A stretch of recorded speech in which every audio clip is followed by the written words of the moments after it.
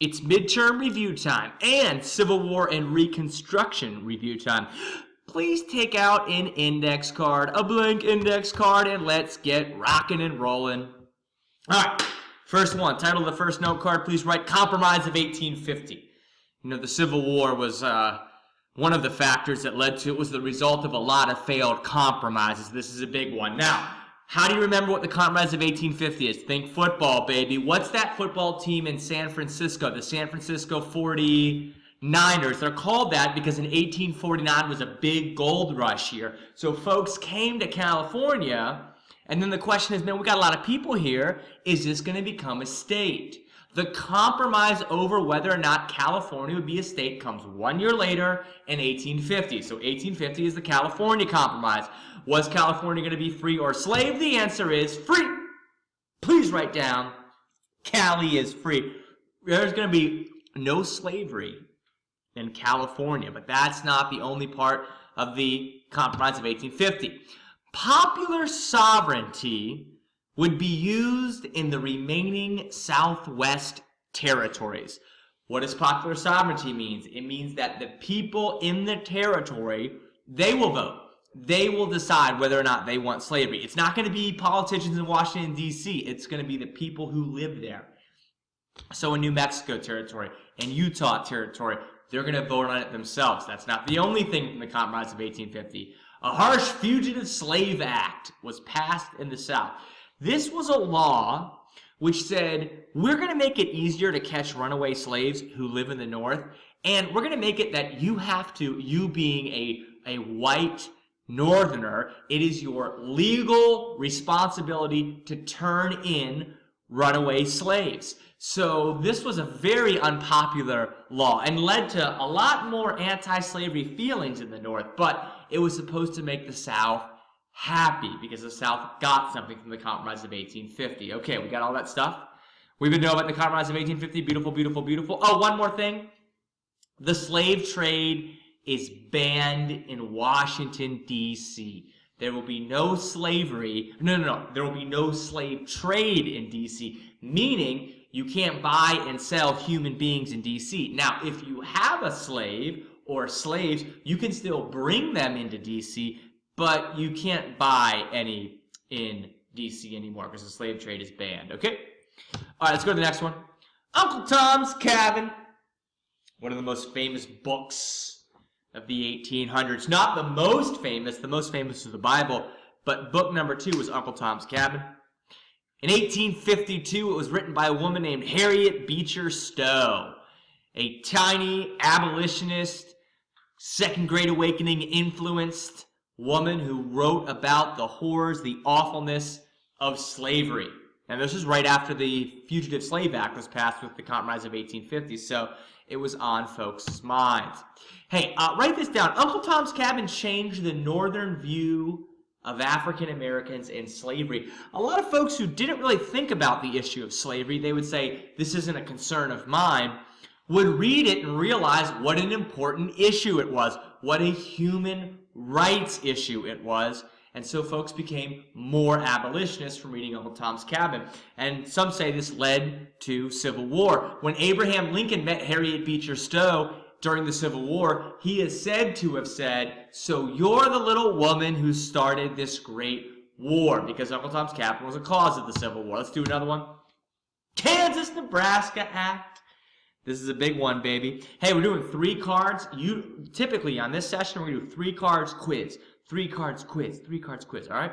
So Kansas-Nebraska Act, please put that down. Another compromise over the Kansas-Nebraska territory, which is above the 3630 line. It's above the Missouri Compromise line. Here's what it did. It repealed the Missouri Compromise by giving residents of Kansas and Nebraska the choice, okay, that's POP-SOV, that's popular sovereignty, over slavery. The Kansas-Nebraska Act will allow them to decide. Now think about it. They're above the line. If above the line means free, and then they vote to have slavery, that totally gets rid of the Missouri Compromise. So in that way, it repeals the Missouri Compromise, okay? Hey, the law produced bloody fighting in Kansas. This is important. Think about how important the votes are. If the votes will decide if it's slave or it's free, you got pro-slavery folks, you got anti-slavery folks, and they are battling it out over whether or not the territory would be free or slave. Now, Nebraska is north Nebraska above Kansas, so northern, cold, not as much slavery. Kansas has a lot of S's in it. Kansas south is more likely to have slavery, so that is where the bloody fighting occurred. This led to the birth of the Republican Party. At this time, there really wasn't a Republican Party. The Democrats fought against the Whigs and occasionally the Know-Nothings, but here come the Republicans. The Republicans, you can't say they were against slavery. They were against the spread of slavery into the territories, okay? Cool. Hey, pause me, if you want to keep writing. But if you're good, I'm good. If you're good, I'm good. Hey, it's quiz time, baby. You know what? I'm thinking 1 minute. There's not a lot here. We just did 3 cards. Take 1 minute to study, and I think we should listen to Beacon. Beautiful. Hey, you pause me. What am I going to be doing? Of course, I'll be reading The Definitive History of the American Revolution. It's game time, baby. It's quiz time, baby. Take out a piece of paper. Number 1. Number 2, number 3. 1, 2, 3. That's what I need. That's what I need. That's what I need. That's what I need. That's what I need. That's what I need. Number 1. What was banned in D.C. according to the Compromise of 1850? Something was banned in Washington, D.C. according to the Compromise of 1850. Couldn't do something. Please write it down. Number 2, who wrote Uncle Tom's Cabin? There must have been an author of Uncle Tom's Cabin. Who was it? Who was it? Number 3, the Republican Party was formed in reaction to what? What was the Republican Party formed in reaction to? What was it? Here we go, number 1. What was banned in D.C. according to the Compromise of 1850? The slave trade. Not slavery, the slave trade. 2, who wrote Uncle Tom's Cabin? Harriet Beecher Stowe. Harriet Beecher Stowe, the little woman who started the Great War. 3, the Republican Party was formed in reaction to what? I'll take a couple things. I'll take the Kansas-Nebraska Act, for sure. And I'll also take the spread of slavery. The spread of slavery into the territories. I like those answers, okay? Good. Let's make some note cards, man. Dred Scott decision. We're talking about causes of the Civil War right now. We have not yet begun to fight this war, but we're talking about the causes. Here's a Supreme Court case, a huge Supreme Court case. It was an 1857 Supreme Court decision which stated some awful things. You could say it stated some dreadful things. Dred Scott was a slave who lived in free territory for a period of time. And so once his owner died, he sued. He started a lawsuit saying, hey, I should be free because I was in free territory, went to the Supreme Court. So it's like the Supreme Court is making a decision over the issue of slavery. It says 2 things. 1, African Americans are not citizens. The Supreme Court said, you're not a citizen. You don't even have the right to be in this courtroom right now. You have no legal rights for us to acknowledge. But as long as you're here, we'll make another decision. 2, the federal government cannot outlaw slavery in the territories. Slavery is free to expand all the way into the territories. A horrible Supreme Court decision, which is a win for the South, but further divides the country as we get closer to the Civil War. Pause me if you're not good. If you're good, let's go to the next one. Next one, put John Brown's Raid. John Brown's Raid. Who was John Brown? John Brown was a fierce abolitionist. An example of Southern defenders of slavery versus Northern abolitionists. What did he do? In 1859, John Brown failed attempt to seize the federal armory, like where all the guns are housed, at Harper's Ferry, and started a slave revolt. He failed to attempt to achieve his goal, which is to seize the federal armory at Harper's Ferry and to start a slave revolt. Okay? His attempt further divided the North and the South over the issue of slavery. Okay? Perfect. We're talking about John Brown. We know John Brown. Let's go to the next one. Next one, election of 1860. There are some elections you just gotta know. This is one of those elections that you absolutely 100% must know. Republican Abraham Lincoln wins election based on sectional feeling. You know, Lincoln doesn't win any southern states. The South didn't vote for Lincoln. He often wasn't even on the ballots in the South. Why? Why do they hate Lincoln so much? They fear he's going to free all the slaves. That's their issue with Abraham Lincoln. You know, the lower South feared Lincoln's slavery positions and decided to secede, meaning leave the United States. It goes Abraham Lincoln's election, then the lower South secedes. Got it? So a huge election. You got to know his election of 1860. Pause me. If you're not ready, if you're ready, let's go. Key Civil War sequence. Oh man, I wish I had my keys.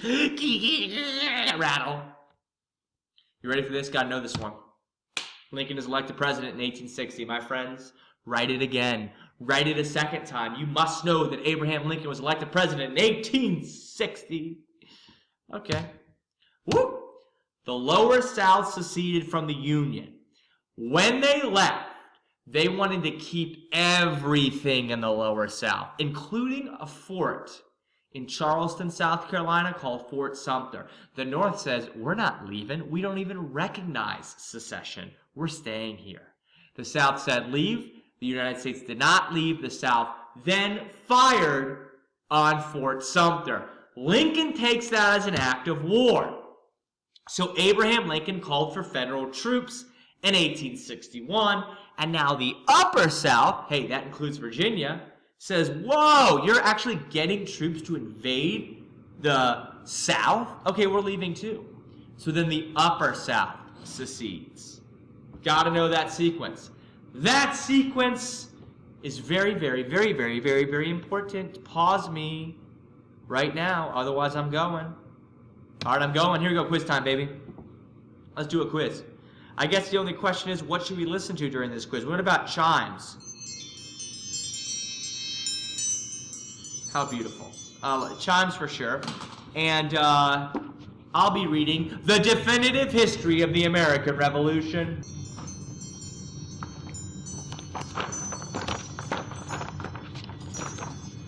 Let's do it. Number 1. Number 2. Number 3. Number 4? Yeah, this is a 4-parter, baby.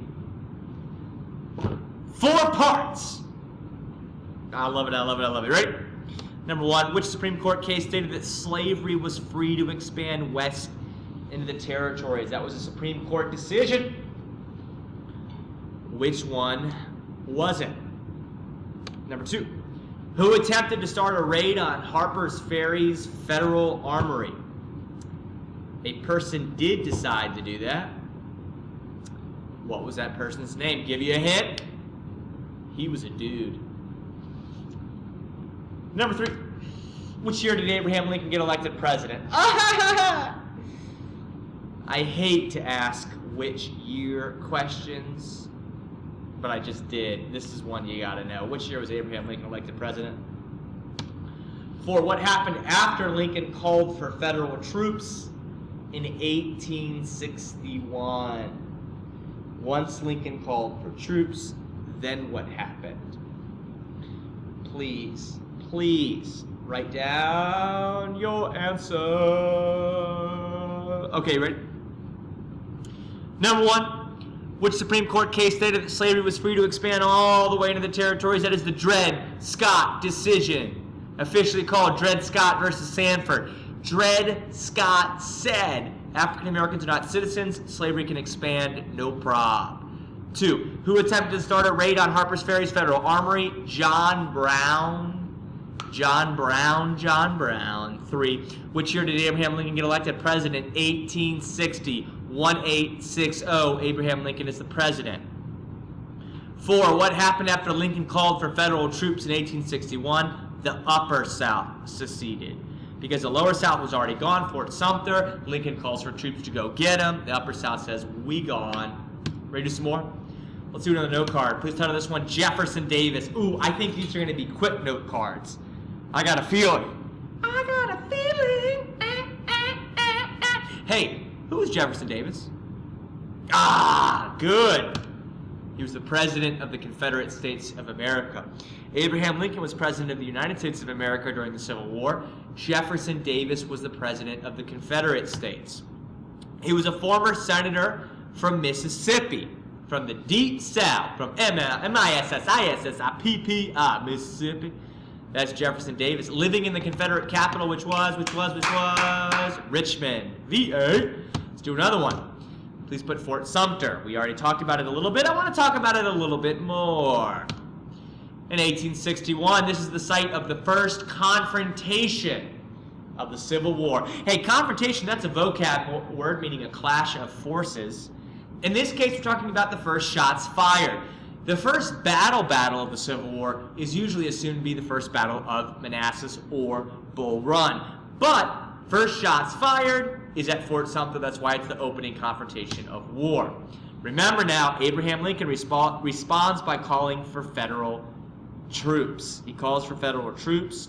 That is why the who secedes. That's why the Upper South secedes. Good. Very good. All right, you guys got this?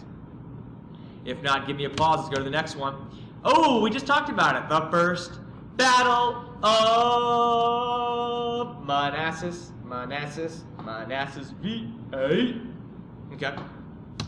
Hey, this is the first major battle of the Civil War, a Confederate victory. The hero of the first battle of Manassas was Thomas Jonathan Jackson, who stood like a stone wall, which is why he's called Stonewall. Jackson was the hero of the first battle of Manassas. All right.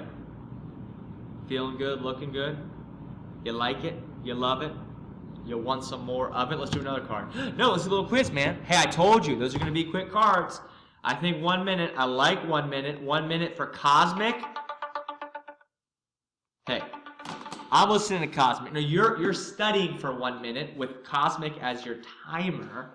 Okay, and I'll be reading the definitive history of the American Revolution.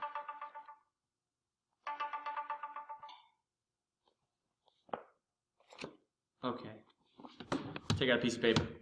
Number 1, number 2, number 3, number 4. Nope. Number 1, 2, 3, 1, 2, 3, 1, 2, 3. Quick section. Couple questions. Here's number 1. Who was the president of the Confederacy? What was that person's name? He was the opposite of Abraham Lincoln because he was the other side's president. 2. Where were the first shots fired in the Civil War? First shots fired. Another hint will be the opening confrontation of the Civil War. What was the opening confrontation of the Civil War? Number 3, who was the hero of the first battle of Manassas? Who was the hero of the first battle of Manassas? Number 1, who was the president of the Confederacy from Mississippi? Jefferson Davis. The answer to number 1 is Jefferson Davis. Number 2, where were the first shots fired in the Civil War? They were fired at Fort Sumter. Fort Sumter in Charleston, South Carolina. Number 3, who was the hero of the first battle of Manassas? Stonewall Jackson. Stonewall Jackson was the hero of the first battle of Manassas. Let's do some more note cards. Battle of Antietam. This is a big one. This is a big one.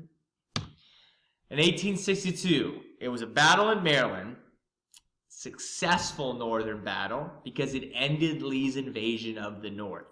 After the Battle of Antietam, Robert E. Lee doesn't stay in Maryland. He goes back down to the South. So in that way, the North did have success at the Battle of Antietam. What did it lead to? What did it lead to? Yes, freedom. Freedom in the form of what? The Emancipation Proclamation. Success at Antietam led Abraham Lincoln to issue the Emancipation Proclamation, which we'll talk about in a second, freed the slaves in the Confederacy. What's the premium way to remember this? Antietam leads to freedom. Antietam, freedom, and freedom. And pause me if you're still working. If you're good, let's go to the next one. Here we go.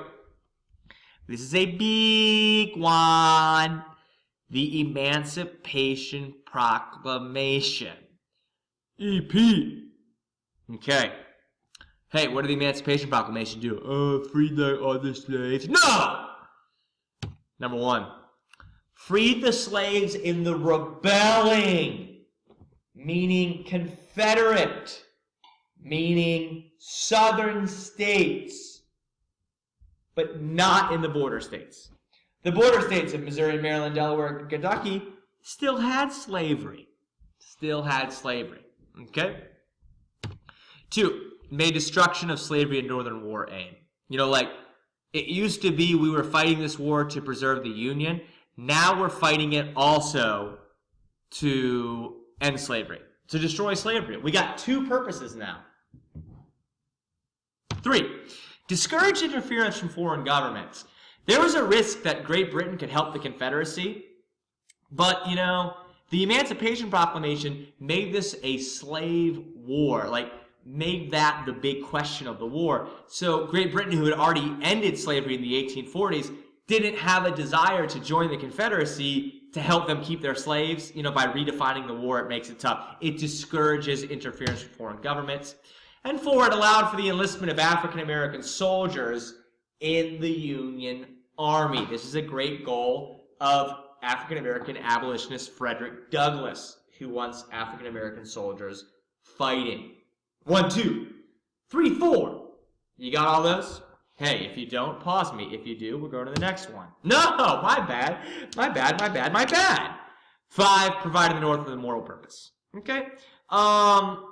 Which makes sense, You're fighting now to free other people. It gives them the moral high ground. All right? So it gives the North a moral purpose. All right?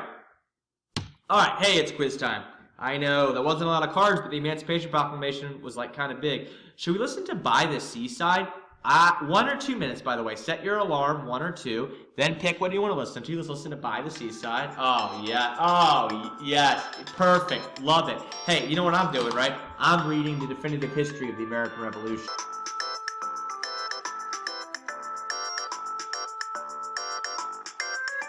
Take out a piece of paper. Let's take a quiz. Number 1, number 2, number 3, and okay. 1, 2, 3. You ready? I want you to go perfect this time.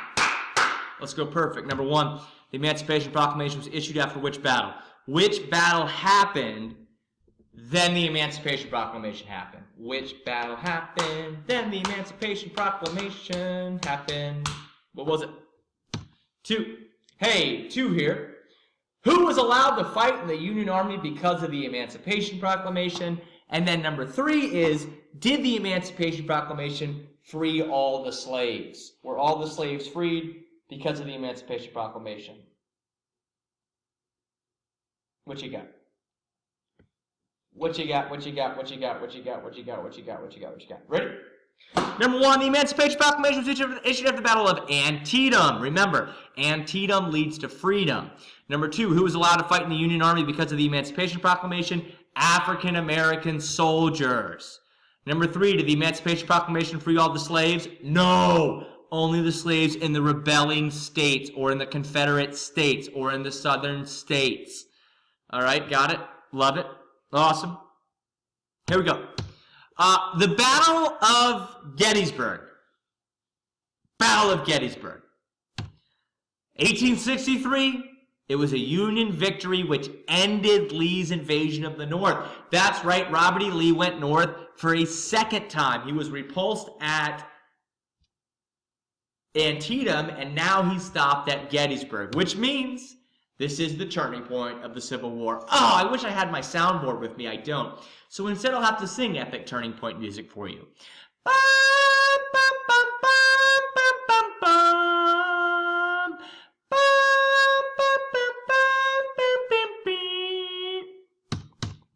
Gettysburg Address. You got to bury a lot of dead from the Battle of Gettysburg, so got to have a little talk. Abraham Lincoln gives a little talk, very brief but very famous.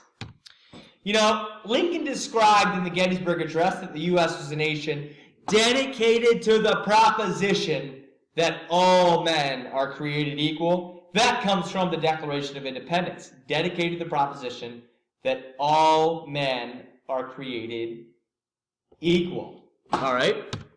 Hey, the Civil War is a fight to preserve such a nation. So there's two things. When we're talking about all men are created equal, we're clearly talking about slaves, that we're going to make some major ground on this huge civil rights issue that's going on. We're going to back up the Declaration of Independence. We're going to make it mean something, but we got to keep the country together to do this. So we're going to preserve the country, and we're going to start giving rights to African Americans. Eventually we're going to completely end slavery. And one more thing, if you could add this in somewhere. Lincoln described the U.S. as a government of the people, by the people, and for the people. Okay? Of the people, by the people, for the people. This is our democratic government. We can't let it die. We cannot let the country get ripped apart permanently, because this country is indivisible, meaning impossible to be divided. Okay? Pause me if you ain't good. If you're good, let's go to the next one. Grant in command of the Union Army. Ulysses S. Grant becomes the supreme commander of all Northern forces. Why? Why? Well, number one, here's what happened. In 1864, Abraham Lincoln puts Ulysses S. Grant in charge of the Union Army, not just out west, but in the east too. As a matter of fact, all over. Why did he do this? Well, Lincoln hoped that Grant would win battles unlike other previous Union commanders. We're talking about consistently beating the South's best soldier, and the South's best soldier was Robert E. Lee. Robert E. Lee was, what's the expression you could say, poning all of the other Union commanders time and time and time again. So Abraham Lincoln thought that Ulysses S. Grant might be able to beat Robert E. Lee. That's why he put him in command of the entire Union Army. It's quiz time, baby. Let's do it. What do you think? 1 minute or 2 minutes? How long do you want to set your alarm for? Let's do crystals. Oh, that is just magical. I'll be reading the definitive history of the American Revolution. Let's do it. It's time. It's that time. Number 1. Number 2. Number 3. Yep, 1, 2, 3. That's what I need from ye. I need a 1, a 2, a 3 from you. Number 1. Which battle was the turning point of the Civil War?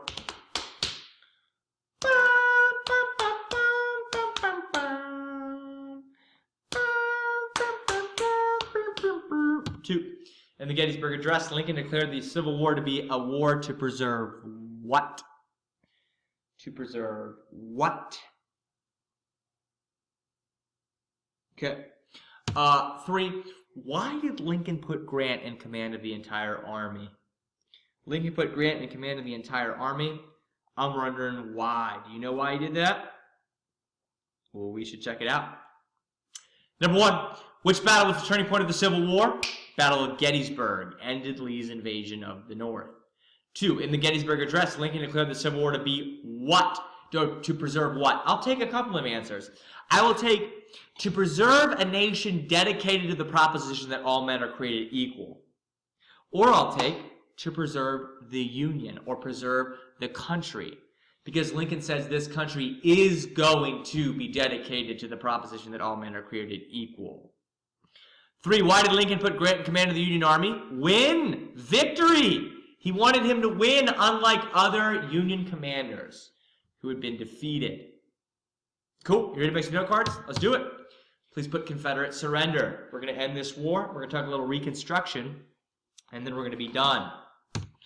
In 1865, Robert E. Lee will surrender to Ulysses S. Grant at Appomattox, Virginia. At Appomattox Courthouse, a little bit west of Richmond, in the heart of Virginia, is where Robert E. Lee surrenders to Ulysses S. Grant. You know, some Southern soldiers, after the war, or after surrender, told Lee to use guerrilla warfare against the U.S. Lee said, no, we're not doing that. You know, they wanted to hide in the mountains, shoot Union troops as they went by, rip the country apart even more. Robert E. Lee rejected this idea. Robert E. Lee thought that was not a good idea. Okay? Hey, pause me if you need more. If you're good, let's go to the next one. Lee after the war, Robert E. Lee after the Civil War. What did he do? Did he do military stuff? Did he do gardening? No, he did education. You know, Lee urged Southerners to accept defeat and unite as Americans again. The war happened. The war is over. The South lost. It's time to move on. Accept your defeat and unite as Americans again. After the war, Lee emphasized education. He became the president of Washington College. Now it's known as Washington and Lee. It's in Virginia. It's in Lexington, Virginia. And that's what Robert E. Lee did at the end of his life. Okay? Pause me. Wait. Did we just do 2 there? Yes. Wow. Only 2? Okay. Let's take a little break, a little study break. Maybe 30 seconds, maybe 1 minute. Maybe we'll listen to, I'm just trying to find something awesome. How about we listen to Constellation? Oh yeah, I love it. Hey, I'll be reading the definitive history of the American Revolution. Oh, what a good read. Really enjoyed that. Okay, good. Ready to do this thing? Let's take out a piece of paper. Let's number it 1, number it 2, number it 3. Wow, 3 questions from only 2 note cards. I hope you're ready to go. Here it is. Where did Lee surrender to Grant? Where did Robert E. Lee surrender to Ulysses S. Grant? Where did it happen? Where did it happen? 2, what did some Southerners want Lee to do after the war? After the war, some Southerners suggested Lee do something. What was it? Number 3, what did Lee become after the Civil War? I get, like, what was his job? He got a job. You know, what was it? He was the blank of blank. Cool. We good? Pause me if you're not good. Let's go to number 1. Where did Lee surrender to Grant? Robert E. Lee surrendered to Grant at Appomattox, which is in VA. 2. What did some Southerners want Lee to do after the war? Guerrilla warfare. Continue fighting against the United States in guerrilla warfare. Robert E. Lee said, no way, I ain't doing that. Number 3, what did Lee become after the war? The president of Washington College. Robert E. Lee became the president of Washington College. Okay? Hey, let's talk Reconstruction. The war is over. Now we're going to have to bring this country together. Abraham Lincoln's got a plan. He wants to do it in an easy and gentle way. Lincoln's lenient Reconstruction. Okay? Lincoln believed the South should not be severely punished. Lincoln would say, you know, the South already got punished enough in the Civil War. The war was fought in their land and they lost. So let's not punish them. Let's be gentle. Let's be lenient. In his second inaugural address, he said, with malice towards none, which means, you know, with hatred towards none, with charity for all. Let's be kind to all to bind up our nation's wounds. What a beautiful idea did he have of this lenient Reconstruction. There's just one problem. Lincoln's assassination by John Wilkes Booth ended a lenient Reconstruction. We don't know how his lenient Reconstruction would have worked out because he was killed by an assassin at Ford's Theater just days after the Civil War was over. Hey, pause me if you need to keep writing. If you're good, let's go. Next one is Radical Republicans. When Lincoln gets assassinated, a new group of folks take over Congress, and they were the Radical Republicans, okay? The Radical Republicans believed in punishing the South and granting immediate civil and political rights for formerly enslaved people. 2 ideas of the Radical Republicans.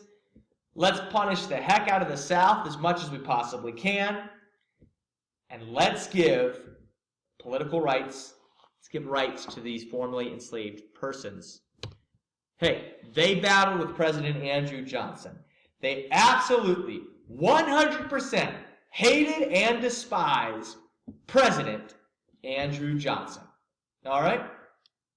Perfect, great, good, awesome. Let's go to the next one. The 13th Amendment. All right, it's amendment time, baby. We got to know 3 amendments from the Civil War era, like from Reconstruction. Start with the luckiest number. You know what the luckiest number is? Of course, it's 13. Let's start with the 13th Amendment. This abolished slavery in the United States. There will be no more slavery in the United States of America because of the 13th Amendment. Okay, then as big as you can, I want you to write the word free. Please write free. We'll talk about what that means in a second. Let's go to the next one. Let's go to 14th Amendment. 14th Amendment.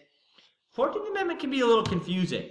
It says that states were prohibited from denying equal rights under the law to any American. This says that, hey, these former slaves, they're citizens, and therefore they should have equal protections under the law. You can't take away their rights. That would be taking away their rights as citizens. So, what does this give?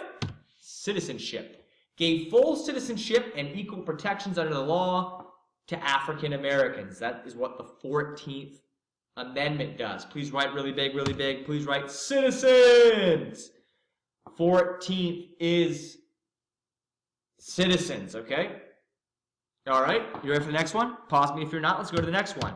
Please write 15th Amendment, 13, 14, 15. What does the 15th Amendment do? It says that voting rights were guaranteed regardless of race, color, or previous condition of servitude.